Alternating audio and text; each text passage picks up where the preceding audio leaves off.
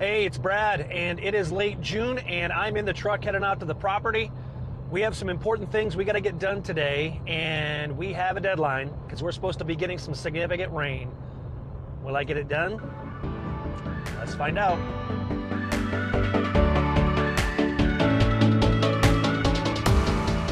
All right, well, I have some ambitious plans today. I don't know if I'm going to get it all done, but we're certainly going to try.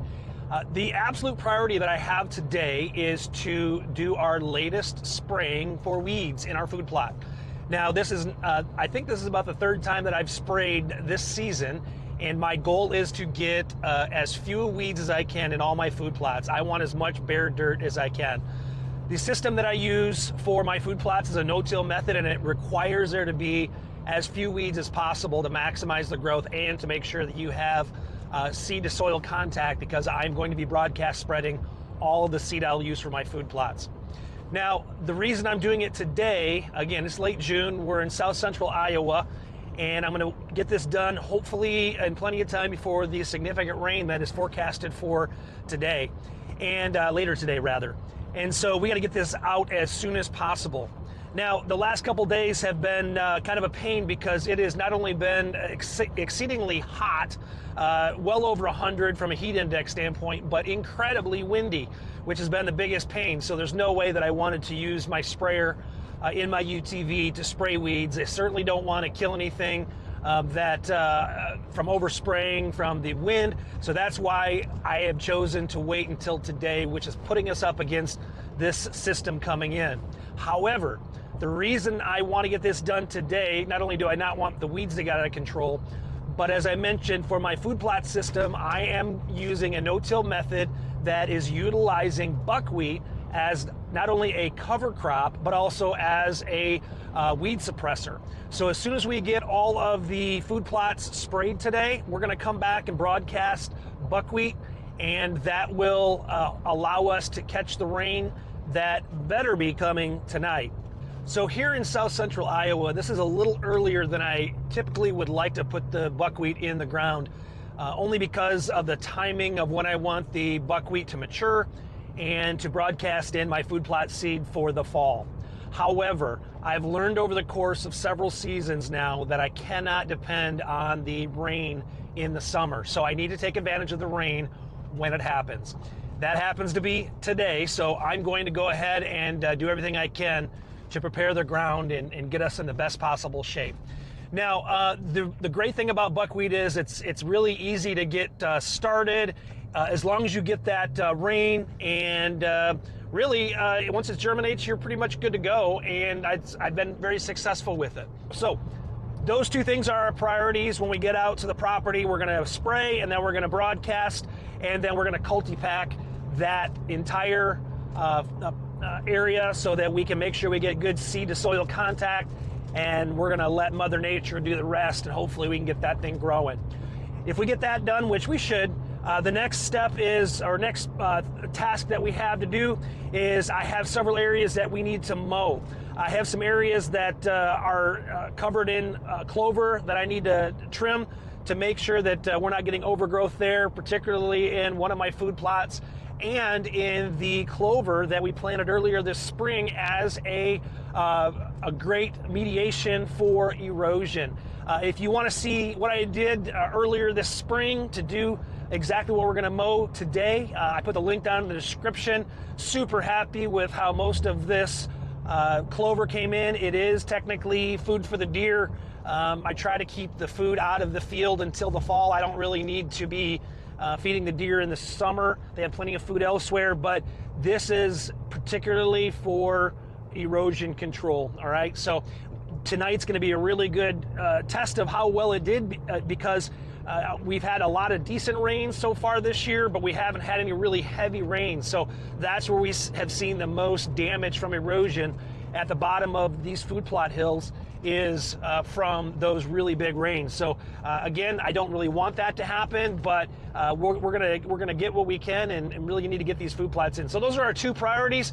And then our last priority is then if we have more time before the rain hits, I have some areas where I need to knock down some grass, particularly in some areas that have some of the newly planted trees or established trees that I'm trying to keep the grass and weed growth down around those trees from competing with them. So I have a lot on my plate. I don't know if we can get them done, but hopefully we can. Let's see.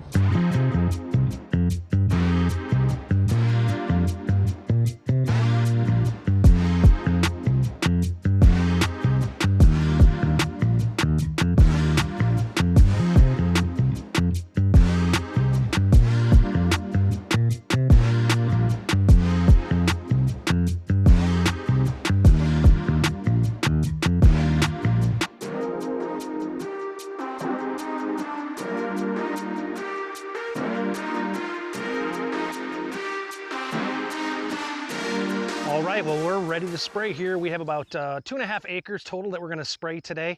I wouldn't exactly call this cool, but it is cooler than yesterday, and it isn't calm wind, but fortunately the wind's coming out of the southwest, and that's the exact direction we need it to go to avoid hitting anything that we don't want killed.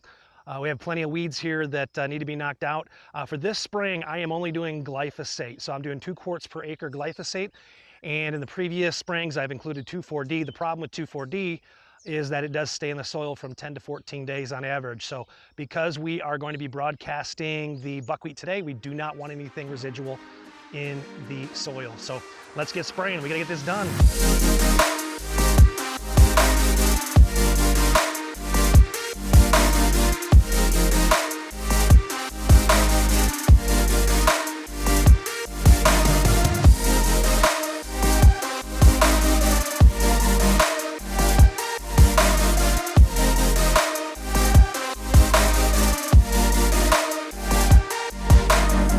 So we are done with our #1 priority, and that was getting everything sprayed in the food plots. We are done in plenty of time for this to be rainproof prior to the rain coming in approximately 4 or 5 hours from right now. So we are definitely safe on that. That means the next thing we're going to be doing is getting our buckwheat into our earthway spreader behind me, and we're going to get everything seeded on all 2.5 acres of our food plots we have here at the hunting property. Now, if you've never seen buckwheat before, it is a little bit larger seed, and we need about 50 pounds per acre when we are broadcasting it per recommendations I've seen. So we'll have plenty of opportunity to get this ground saturated with this buckwheat. Now, once we get everything done with the broadcasting, I'm going to come back, swap out my sprayer for my cultipacker, and we're going to make sure we run over everything that I have planted to make sure we have really good seed to soil contact. So when that rain comes, it's going to make sure that we have the best possible germination possibility. So that's really what we're hoping to do. So let's get this bag loaded, and it's time to plant some seeds.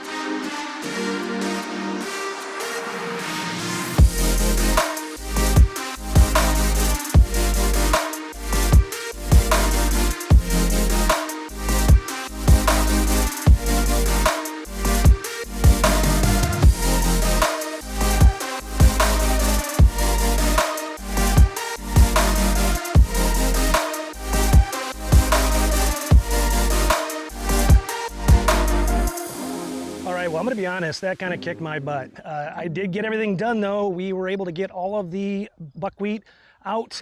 It was super hot, and I probably picked a pretty awful time of the day to do it, too. But it is done. The buckwheat is out. Over 100 pounds I've gotten out today. And I got the cultipacker out, and I was able to run over everything to make sure we had the seed to soil contact that is just absolutely vital to get those buckwheat seeds growing. All right, so I'm already on my mower, and I've actually already gotten a couple things done that I didn't preview, and that was to mow my areas that had my clover in it. Most importantly, my interior food plot where I shot that big buck last fall. I needed to get that cut, so I got that mowed down, and then I mowed all of the areas where I had planted the clover earlier in the spring to prevent erosion. And honestly, I'm super happy with how that's looking. Not everything is clover. There's some weeds in there, but ultimately it's there to really get those roots into the ground so that it can keep that soil from eroding right there. All right, so when I went back to my truck and I turned the truck on for a minute, and it said it was 118 degrees. Now, I don't think it's 118 degrees, maybe in the sun with off the windshield maybe, but it definitely is in the 90s, and it's still not cooling off.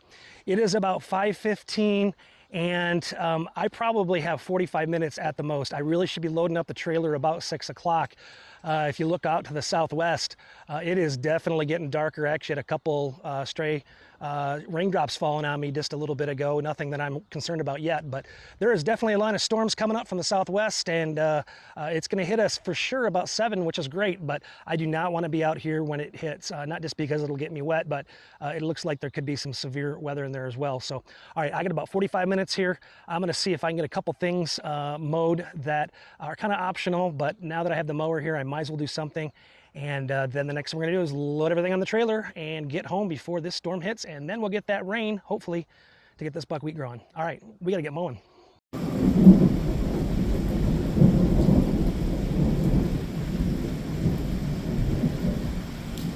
All right, well, you're not gonna see much footage from all of my mowing because that weather front came in a lot quicker than I was hoping for. So other than what you're seeing now on some of my trail cameras that picked up some of my activity, you're not gonna see anything from my mowing. But I was really happy with what I got done. I got all of the clover mowed, and I was able to get some of my areas that I need to get a little shorter for when I am taking care of some ash trees later this summer. So that's good. The other thing is, you also aren't seeing my wrap up from that day either. This is actually several days later. Like I mentioned, as that front was coming in, I needed to get out of here. I needed to load my equipment and drive about a half hour back to my house. And I honestly did not even have time to set up my camera because that thing was chasing me. The storms were going to the northeast, and so I was doing my very best to beat that home and get my equipment in my pole barn so that it didn't get wetter than it needed to.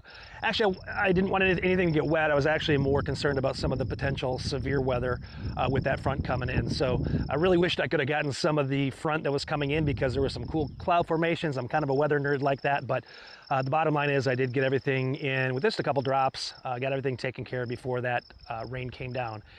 And did it ever come down? I was seeing we could get 1 to 2 inches. Matter of fact, we got a little bit more than that. We got just pounded. So I have a rain gauge app that I use, and we actually got almost 4 inches of rain here at the hunting property in 24 hours, probably less than 24 hours, and got about close to another 3 inches at the home property. And it wasn't done there. We continued to get some more rain over the next couple of hours and ended up with about 4.5 inches out here at the property. Listen, I'm not going to be too upset about rain, but it's all about how it comes down, and it just poured. And I was a little bit concerned of what we're going to find out here. So the couple days after the rain fell, I didn't even have any time to really come out and check it out. And partially, I knew it would be pretty wet, so I wasn't going to bring any equipment out either. So again, we're a couple days later, and honestly, I didn't know what I was going to find because of how hard it rained, and because you are aware of the hills that I have here at the property, I was a little concerned about that buckwheat being washed down the hill. So didn't know what I was going to find. However, I was overwhelmingly happy with what I did find. Now, the downside is you will notice that there are some grooves here from the rain, how hard it fell and how fast it was running. And I don't like to see even this amount of erosion. This is what happens when you do not have any ground cover, all right? Now, some of you may have already seen what I did earlier this spring, and that was to come through and put in clover at the bottom of all of the biggest food plot here, almost 2 acres. And I'm super happy with how not only it came in, but the job it did to prevent any erosion at the very bottom of the food plot. So again, I have the highest point. I have quite a bit of room here that water can run, so I'm super happy with that. But it did cause some erosion ditches here where the ground cover was lacking. Now again, I sprayed all of this before the rain hit, and it became rain fast in plenty of time before that actual rain hit. But it wasn't about the rain, it was about the volume and what it did for this erosion. So I'm still not really happy with this. I may look at a different system next year, but that's not going to change us now. So overwhelmingly, the spraying job did what I was hoping for it to do. Unfortunately, because I only did glyphosate, I knew I was going to not be able to touch either mare's tail or the pigweed that was scattered throughout the property. And fortunately, there wasn't much out here, and I just can't help myself. When I see even little pockets of them, I'm going to pull them out if I can. I know I'm not going to do that for acres worth, but if I just see a little bit, I'm going to go ahead and do that. As you see here, for the most part, the buckwheat is growing, and I unfortunately do have some pockets where it's lighter, where I think the pitch of the hill and the combination of that and the rain washed some of it away. But we'll see. This is very young buckwheat. In a week or so, we're going to really see how much this fills in, even in some of these areas where it's not as thick as I was hoping it would be. It's going to actually do pretty well. So I think I'm very happy with how this is coming in. I don't have to replant this for the most part. And honestly, we don't have a lot of rain coming soon, so I don't know if I would be doing that anyway. So, all right, so it's kind of cool to actually see what the result was of all that work. I was hoping to get it all done in one day, but again, that rain hit and hit hard. And so it provided exactly what we needed for the buckwheat to germinate for the most part. Most of the food plots have not had that buckwheat wash away, and even the areas that are a little bit sparse, it is what it is. We'll still be able to get our food plot in here. We just won't have as much weed suppressant, so we'll have to hit that again when we are doing our food plots here in 6 weeks or so. Again, we need that buckwheat about hip height so that I can walk through it and broadcast into it. We'll come through and spray it, and then knock it down with a cultipacker and provide a really good mulch layer for our food plot. So again, as we wrap up today, very happy overall, not only with the buckwheat growing, but also in the fact that we had relatively minimal erosion issues. We may have to address some of it later, but for right now, I'm super happy with how this turned out. And we're going to give it, I don't know, a couple weeks. We'll come back, check it out, and see where we're at. Hopefully this field is absolutely covered in buckwheat, and I love it when the buckwheat is up. It's really pretty cool, and it's a great part of our process. All right, hey, so thanks again for stopping by. I really appreciate your time. I know you can be doing all sorts of things, but today I'm just wrapping up just part of the things we do almost year-round here at the property. And if you have a hunting property or thinking about buying a hunting property, look, it takes work, it takes effort, but it does pay off once you see the ways in which the deer reflect the work that you're doing. It's not just doing work for work's sake. It is doing everything you can to make this the most attractive place in the fall when the hunting season's going on. I don't care what the deer are doing right now, to be honest with you, but it's in the fall that we want those deer here. All right, thanks again for stopping by. I look forward to seeing you next time on Watch Brad.